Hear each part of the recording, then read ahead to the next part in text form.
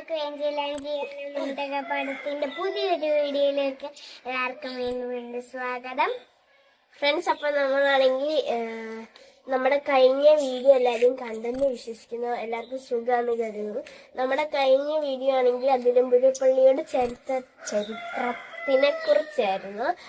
അപ്പൊ അതെല്ലാരും പോയി കാണാൻ ഞങ്ങൾ അപ്ലോഡ് ചെയ്തിട്ടുണ്ട്.